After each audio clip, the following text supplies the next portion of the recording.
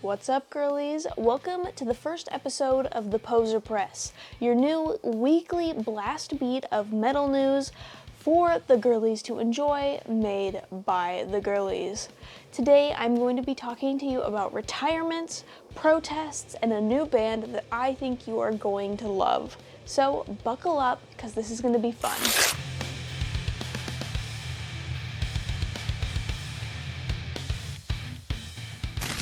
You may have seen the headlines. It's official. Megadeth is calling it quits after 40 years and has announced their farewell tour. Dave Mustaine came out, made a confirmation stating that they are going to be coming out with an album in 2026, and alongside that album, they're going to be announcing a farewell tour. This all came after a very dramatic release of a countdown on their website where everybody was thinking, okay, some big news is coming out, and well, big news did came out, and the result of that clock and that countdown, it seems like everyone's doing countdowns now on their website. Anybody who wants to build hype on something now, it seems like just throws a clock up on their website and starts counting things down. And I feel like multiple bands have done countdowns, and really nothing has come of it. You can't really say that this has nothing coming of it because, well, they announced the farewell tour and the fact that the band is going to cease to exist probably in 2027.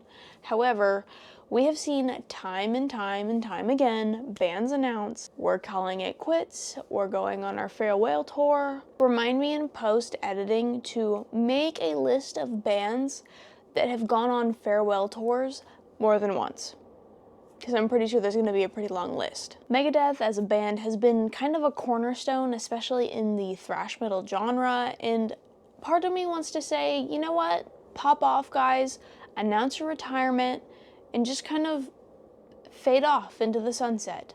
It's kind of refreshing in a way for me to be seeing this, almost because I feel like there's an expectation for bands to continue on indefinitely.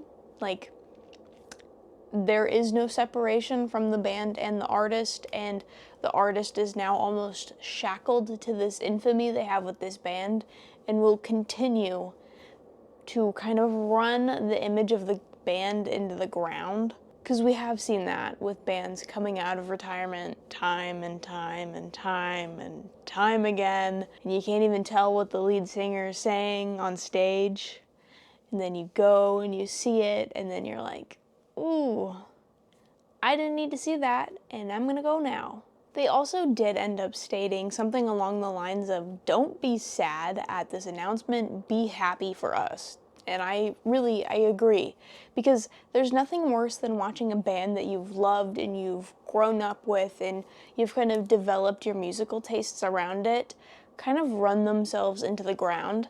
And I mean this not in the sense that bands can't continue on for a long period of time, but things like health issues, aging, differences within the band, time and time again, I feel like almost spoil the image of bands that have been fundamental and really important to a lot of people's developments of their musical tastes, especially within the metal scene. I mean, how many times have we seen a band announce their farewell tour only for it not to actually be the farewell tour and then pop up somewhere random and you're like, whoa, guys, how did you get out of the nursing home?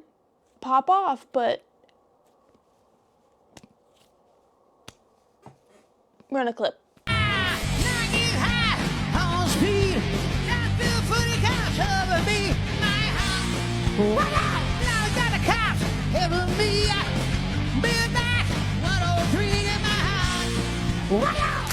Meanwhile, over here in metalcore land, I Prevail has announced a new album as well as a new release, and some people are saying that this new single is their heaviest release yet.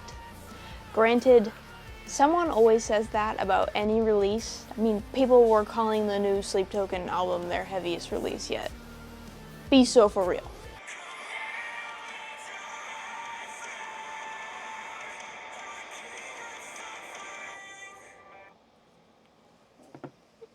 It's quite literally an I Prevail release. I like I Prevail. Very on brand. I dig it. I'm gonna listen to it tomorrow when I'm driving to work. when I actually have like the bandwidth to comprehend something other than like brain rot on TikTok. So the single Annihilate Me is being called the heaviest single of their career. This is also coming to tease the new album that they're going to be releasing in September. One sec, I'll verify that. Album is dropping September 19th via Fearless Records. Something I have noticed about the positioning of I Prevail as a band is they're very much kind of putting themselves into the staple bin, if that makes any sense. I really haven't met anyone or deigned conversation with people who don't like I Prevail, if that makes any sense. I went to a music festival not too long ago and I had to choose between Sleep Token and seeing I Prevail. Now, our group basically split not even down the middle. It was me and my boyfriend. We went and saw Sleep Token and everyone else stayed and watched I Prevail. Everyone else in that group loved I Prevail. These are people who host radio shows, people who host podcasts, people who are embedded within the metal music scene or just totally normal people who like metal music. They get their rocks off to I Prevail. And I really feel like as we are kind of developing the music scene and we're seeing more legacy bands drop off, I Prevail has definitely positioned themselves to be a next headliner band. That's a hot take. Maybe it's a hot take. I don't really feel like it's a hot take though, because I've seen them and I've seen kind of the fundamental whole-rounded people who are into more like thrash metal or into more like classic metal, and they all like I Prevail. They're all down for I Prevail and they put on a good show. I recorded maybe 5 minutes of the I Prevail set before I dipped out to go watch, Body Paint Man. And they are amazing showmanship, like performers, and they have good music. And you usually don't see both. It's either one or the other. And I think this is a very, very good combo, and especially with this release coming out in September, we're going to see great things from I Prevail this year, and I cannot wait. Speaking of Fearless Records, today's song highlight is brought to you by Fearless Records for their band Windwalkers. For those of you that are already in the Discord server, you know that I have a predisposition for beep boo bop. One that goes beep boo boo bop boo boo beep. Music, and then on top of that, metalcore. Let's be so for real, metalcore. Now this band, Windwalkers, is a fusion of that metalcore as well as that electronic element that I love, and of course, the little screamy screams that scratch my brain and just make it tick and happy. And I'm so excited to share that they've got a new song out right now called Silk and Static, and not only that, they are going to be having a new album release in October on, let's get it right, October 3rd. Windwalker's EP, I Don't Belong Here, is going to be released on October 3rd, so that means you should check it out, pre-save it, and make sure you start following the band online so that you can stay in the loop for a new metalcore band that I think you guys are going to love. Huge thank you to Fearless Records, because not only are they the featured artist of today, they are also having me come down to go see Windwalkers as well as Our Last Night in Grayscale this Friday at Channel 24 in Sacramento. So I'm going to add a link in the description below so that you guys can go check out Windwalkers. I'm also going to be posting them on my TikTok, and of course you guys will be seeing a vlog from me of going down to this concert. Super excited. I'm taking a friend who has never gone to a concert before, so we'll be exposing her to the correct genre of music. We'll be supporting a smaller band, going to a new venue I've been wanting to check out, and of course, introducing a friend to my favorite genre of music, metalcore. Okay, we can get back to the video now.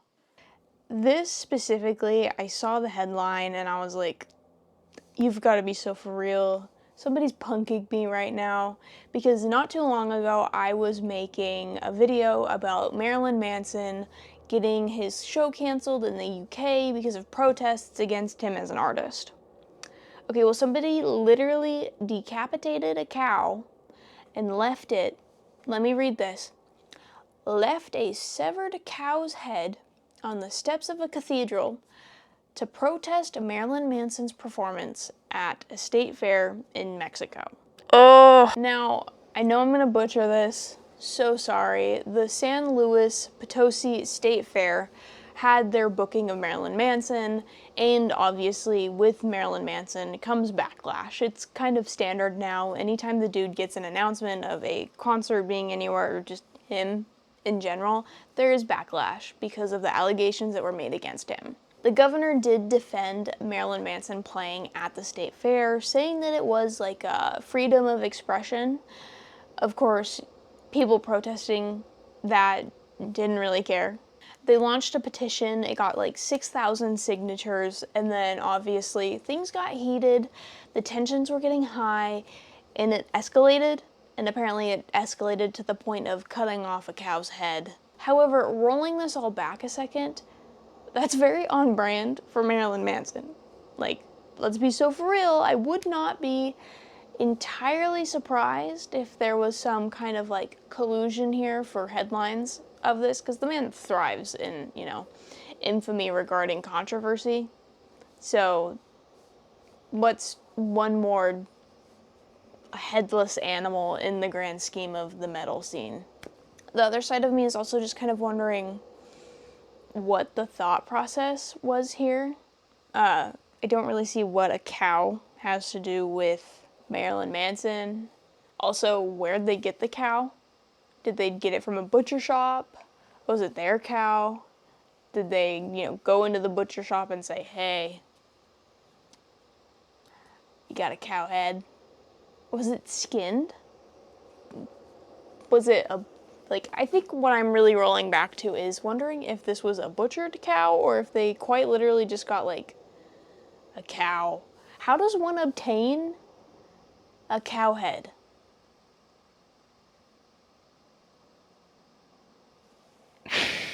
Oh my god, this is like a true crime episode. I did pull it up because I wanted to get more information on just this insane headline of a story.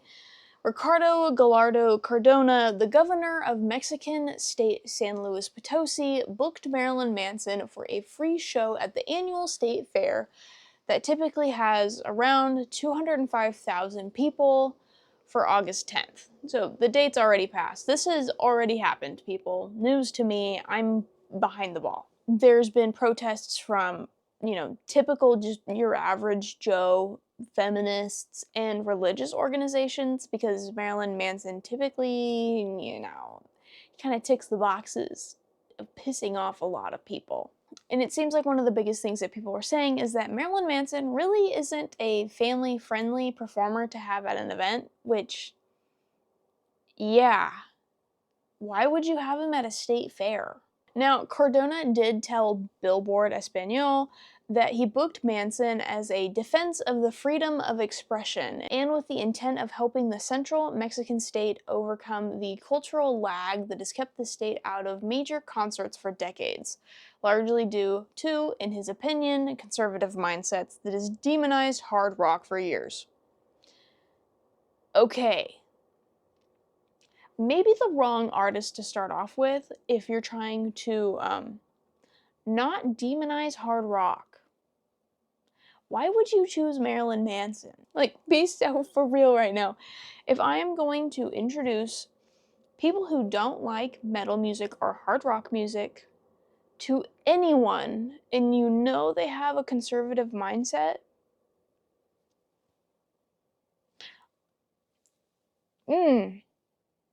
Marilyn Manson. Because he has never had any controversy or would encourage any backlash. I can't handle this. Okay, so this is back to the cowhead. This is what I really wanted to get about. So a cowhead was placed on the front of the Metropolitan Cathedral of San Luis Potosi hours before the concert in response to protests by a group of Catholics who demanded its cancellation. Meanwhile, a conservative association collected about 6,000 signatures in support of suspending the event. Now, this is obviously all in protest to Marilyn Manson as an individual, his music, and then the allegations that were made against him. I did find an article. It is all in Spanish, and I'm going to try and translate it, but I think we all know that Google Translate isn't always the best thing to rock with, and it is quite literally a big plastic bag with a big blur on it where the cow head was. Now, when in doubt, when we actually want to find the actual photos of things like this that don't get posted onto social media, we log into X, the armpit of social media. Cow head Marilyn Manson. You know, I really don't know why I'm looking this up. Oh. Yeah, I regret pulling this up. So, back to my earlier question of if it had its skin on or not. No. And they made a cute little spread. They put it on a blanket with flowers. I don't know why I'm still looking at it. Okay. It was like a reverse Chick-fil-A ad. It's pretty hardcore though. I'm assuming that it's from a butcher just from that, but I mean, it looks like as a whole the event did happen. Like they didn't cancel the event because of this, not like the UK show. It still occurred. Now, the other side of things, trying to see the actual footage of the event, let's hop on over to TikTok and see if we have any footage from this event. Marilyn Manson, Mexico. Oh, it's trending. Duh. God, he's so creepy looking. You cannot tell me that if you were wanting to introduce a very conservative community to metal music, that Marilyn Manson would be the smartest choice. Now, it looks like there was a ton of people at this. I do know that in the Spanish-speaking countries, metal is way bigger than it is here in the States. A surprising amount of traffic on my blog is actually from like Central America, Brazil, etc. As a whole, a lot of those countries are very much gung-ho for metal music. Now, it does not surprise me that he had a big draw. It's a big event. You have like 200,000 people coming to this event. He always surprises me because he quite literally looks like Mr. Babinski from Coraline, especially when he's wearing like the really tight leather clothes. Boiling this all down into a cowhead soup, people are mad about Marilyn Manson again? Can I make that another thumbnail? I'm kind of clocking myself because I realize I haven't actually listened to the song yet, and so I'm pulling it up on Apple Music while recording this. Whoops.